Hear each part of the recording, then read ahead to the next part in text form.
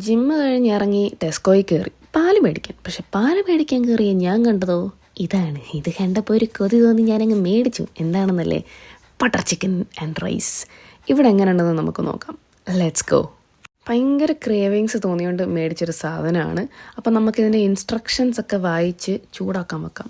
അപ്പോൾ ഇതിനകത്ത് പറഞ്ഞിരിക്കുന്നത് ഈ ഫിലിമിൽ ഇങ്ങനെ കുത്തി കുത്തി ഇങ്ങനെ ഹോൾ ഉണ്ടാക്കിയിട്ട് ചൂടാക്കാൻ വെക്കണം എന്നാണ്. 5.5 മിനിറ്റ് വെക്കണം എന്നാണ്.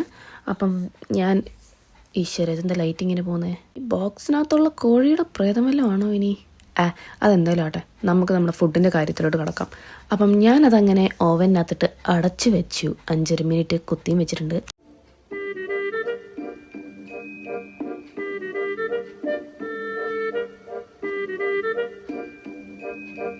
സാധനം റെഡി. അപ്പോൾ ഇനി കലാപരിപാടിയിലോട്ട് നടക്കാം. പാത്രം ഒരുക്കിപ്പോയെന്ന് ആദ്യം നോക്കട്ടെ. ഓക്കെ, ഒരു കുഴപ്പമില്ല, കഴിക്കാനിരിക്കാം. കഴിക്കുന്നതിന് മുന്നേ തന്നെ നമുക്കൊന്ന് ചെറുതായിട്ട് പ്രാർത്ഥിച്ചേക്കാം. വേറെ ഒന്നുമല്ല, ഈ സംഭവം കഴിച്ചിട്ട് നാളെ വയറിളകല്ലേ എന്നാണ്. അപ്പം നമുക്കങ്ങ് തുടങ്ങിയാലോ. ഇതിൻ്റെ മേളിലുള്ള ഈ കവറിങ് ആയിട്ടുള്ള ഫിലിമില്ലേ, ആദ്യം അത് റിമൂവ് ചെയ്യാം. ആഹാ, നല്ല മണം ഉണ്ടല്ലോ. നമ്മുടെ നാട്ടിലുണ്ടാക്കുന്ന ആ ബട്ടർ ചിക്കൻ്റെ മണമൊക്കെ ഉണ്ട്.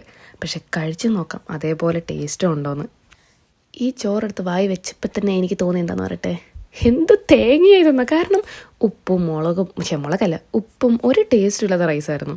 ഇനി ബട്ടർ ചിക്കൻ കഴിച്ച് നോക്കിയപ്പോഴോ, ബട്ടർ ചിക്കൻ കഴിച്ച് നോക്കിയപ്പം നല്ല ടേസ്റ്റ് ഉണ്ടായിരുന്നു. നമ്മുടെ നാട്ടിലൊക്കെ കഴിക്കുന്ന പോലത്തെ അതേ ബട്ടർ ചിക്കൻ. എന്താ പറയുക, ഒരു ഹോംലി ഫീൽ. അപ്പോൾ ആ ബട്ടർ ചിക്കൻ കുറച്ച് ഞാൻ ഈ റൈസിലോട്ടിട്ട് കലക്കി കഴിച്ചപ്പം ഓക്കെ ആയി, ബാലൻസ് ആയിപ്പോയി. അതായത് ഇപ്പുറത്തില്ലാത്ത ഉപ്പ് അപ്പുറത്തെ ടേസ്റ്റ് കൊണ്ട് ബാലൻസ് ആക്കി. പിന്നെ ഞാൻ വിചാരിച്ചു, ഇതിനകത്ത് ഉപ്പില്ലെന്ന് പറഞ്ഞ് കംപ്ലയിൻറ്റ് ചെയ്യുന്നതിനേക്കാളും നല്ലതെന്താ, ഞാൻ തന്നെ ആ ടേബിളിലിരിക്കുന്ന ഉപ്പെടുത്തിരുന്നതല്ലേ. അപ്പോൾ അതോടിട്ട് കലക്കി കുഴച്ച് ഞാനൊന്ന് കഴിച്ച് നോക്കി, ആ ബട്ടർ ചിക്കനും കൂടി ചേർത്തിട്ട്. അപ്പം കഴിച്ച് നോക്കിയപ്പോഴെന്താ, നല്ല ടേസ്റ്റ് ഉണ്ടായിരുന്നു. ഉപ്പ് കൂടിപ്പോയോ? ഇല്ല, നല്ല ടേസ്റ്റ് ഉണ്ട്. ചൂട് കൂടിപ്പോയെന്നേ ഉള്ളൂ. അപ്പം അടുത്ത പരീക്ഷണമായിട്ട് നമ്മൾക്കിനി അടുത്ത വീഡിയോയിൽ കാണാം. Thank you for watching. By.